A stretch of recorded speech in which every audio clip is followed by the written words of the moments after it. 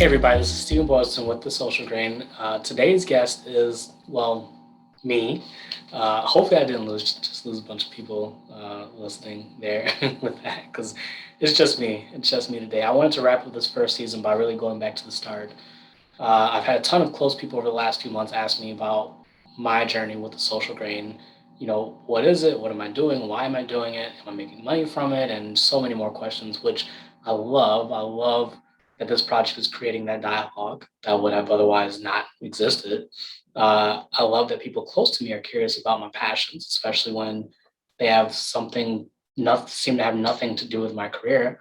I just love it. So I'm gonna go back to the start. During this episode, I'll be discussing my why and the why behind the social grain. I'll drive this monologue with some of the questions that I've been asked. So I hope you enjoy. Let's get to it. So I'll start with my personal why. What is my personal why? A few years back, I really struggled with clearly defining my own why, and at the time, I knew that it was important to have a why, and I stressed it to other people why it's important to have a why, but I couldn't figure out my own right at the time. So I would always think, why am I actually doing this, whatever it is that I'm doing or working on? So through various mentors, some of which I still speak with today, I was able to hone in on what truly drives me. And I've defined my why as uh, to use my personal or my knowledge to create a lasting community where everyone has the opportunity and means to create around their passion, ambitions, and struggles, even. Um, so at the time, I started with small business consulting, which I enjoyed. I enjoy still, which is a pretty obvious choice, right? Creating around their passions. But now it's evolved into what the social grain has become and is continuing to grow into. So from there, the clear next question is, how does a bakery fit into this why? uh, to me, the social grain is much more than a bakery, right? My goal is to eventually open a multinational bakery, yes, which I'll serve breads and teas and coffees and small plates from around the world, so from various different cultures. However, right now, the social grain is an educational experience. It's purely educational experience. Um, and what's a better way to learn than food? Growing up, my family, like many families, we were big into food. I remember sitting around the dinner table on Sundays with my grandmother and mom and all of our family and cousins and all that. I was blessed enough to grow up with five grandmothers actively in my life, five, which is insane when I think about it. Like my daughter has one grandmother that's still with us. So I really treasure that I was able to have those five grandmothers, and each of them, a couple from each branch within the family tree, right? So a few different branches between my mom's side, my dad, and then my stepfather who helped raise me. But each branch was from a different walk of life. So each one came from a different part of the country, had different experiences, things like that. But they all had that one thing in common, which they love to cook. They love to feed people, right? I didn't see them eat a whole lot, but I saw them feed people a whole lot. At the time, I didn't think much of it, but when I reflect on it today, our cuisine was our heartbeat, right? Our grandmothers were our matriarch, and the cuisine was the heartbeat that's keeping the family going. A few examples. I remember my great grandma, she would spend hours and hours and hours in the kitchen, either her own kitchen or the church kitchen or whatever it may be, just making meals for what seemed like the entire city. And she loved it. She loved it. Like you would never hear her complain about making those meals. My grandma on my dad's side, I remember her in her kitchen making plates to bring with us to her weeknight Bible studies that she would drag me to as a kid, right? So that's a very fond memory that I have. My grandma O is what I called her, a different grandmother. She taught me how to flip pancakes when I started to see them bubbling.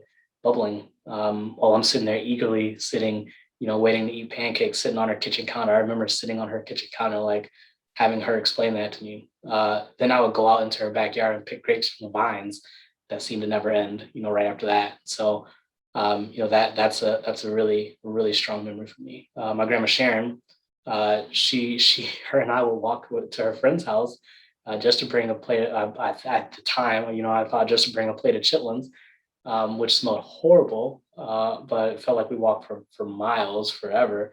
And then we just sat around and talked. Her and her her girlfriends, we would sit around the kitchen table and just talk while they ate and and cooked and things like that. So um, and of course, that passion for food from my grandmothers, it's been very well inherited through the rest of my family. My mom, she's a true master baker. Don't tell her I said that, but she's the actual baker. My aunts, they all cook. My cousins cook. Like everybody just seems to cook or seems to have a passion for food. And they all got these things from at some point, from my grandmother's, one of my grandmothers. So for me, cuisine is personal, and it brings back those memories, right? It brings back all of those times with the woman in my life at the time, or whoever in my life. So either way, how did that lead me to a multinational bakery concept? What I'm calling it.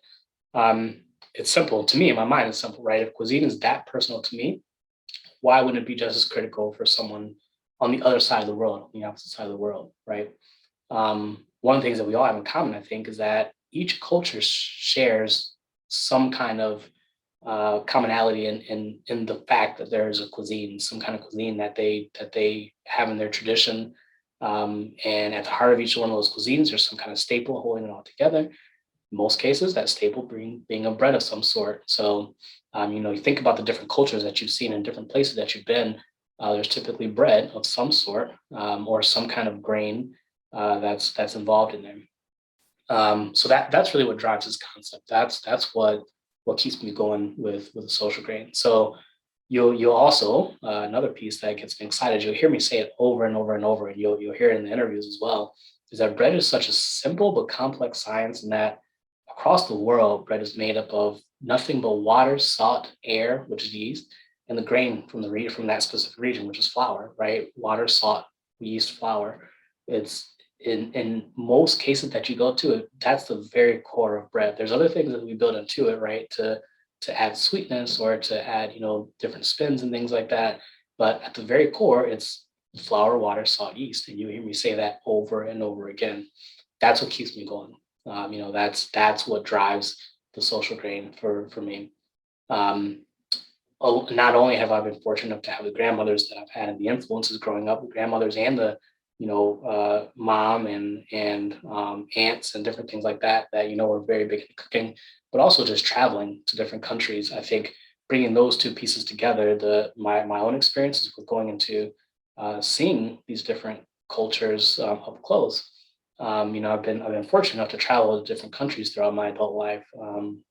Uh, One of them that really served as a catalyst for this idea is Greece. Just seeing how seriously they take their cuisine and how historical some of their foods really are was eye opening to me. Just seeing like some of they had like the fishing districts or fishermen districts or whatever they're called. That's those types of things is like what you see that have lasted through centuries that they take very seriously. And that's all part of their cuisine and part of their traditions.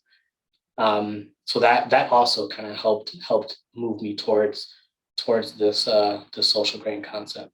So as I continued that thought process, I started to think, okay, so I'm loving what I'm seeing, not only my own experience but also the world experiences. But I thought to myself, everybody can't travel the world, but everybody should be introduced to the world. So I know, you can't see it face to face. Everybody doesn't have the means or the time or the energy or the desire to travel the world. But I think that everybody should be able to be introduced to the world. So that leads me back to my why, right? It all comes full circle. Everything should always lead back to your personal why at some point. So what I'm hoping to help others create, right? If we go back to that create piece of my why, um, revolves around an appreciation for the cultures that form the world that we all share.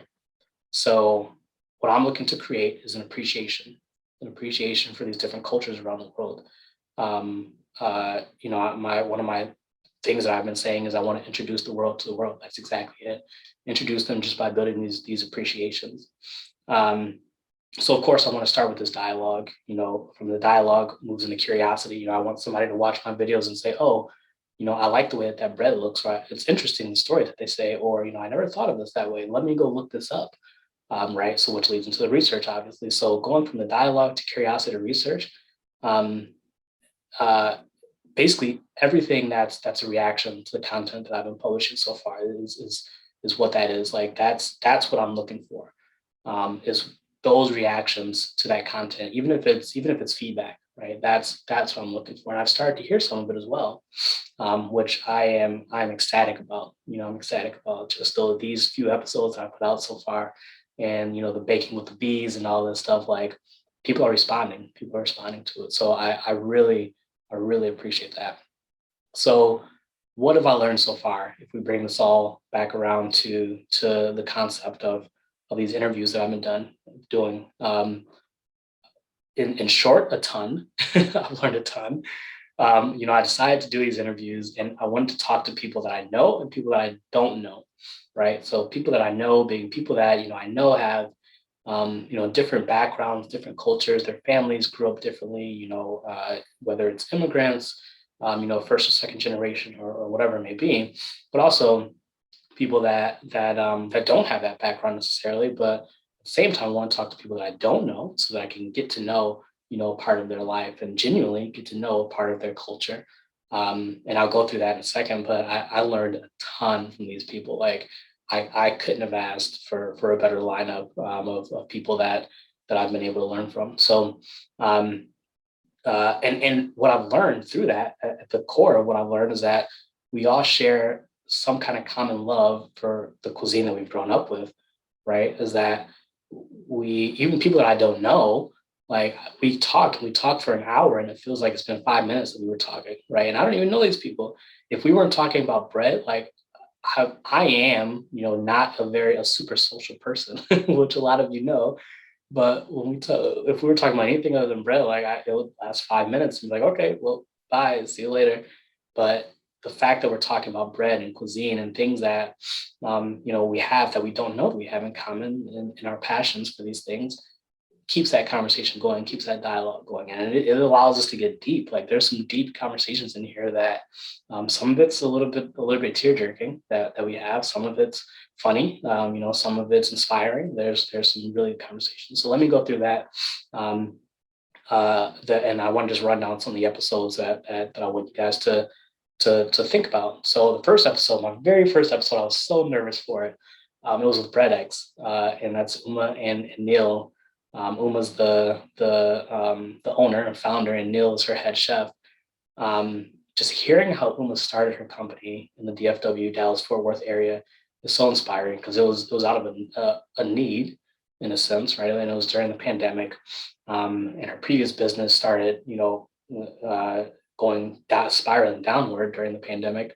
But she used her passion for breads, and her passion for breads from these various cultures is just as strong as mine. But she used that to build this, right? She built this crazy great idea of a company, um, out of her passion, right? She got into bread and she loved bread, and now she's building her company and she's hiring people and she's spreading the word, and she's doing fantastic down there.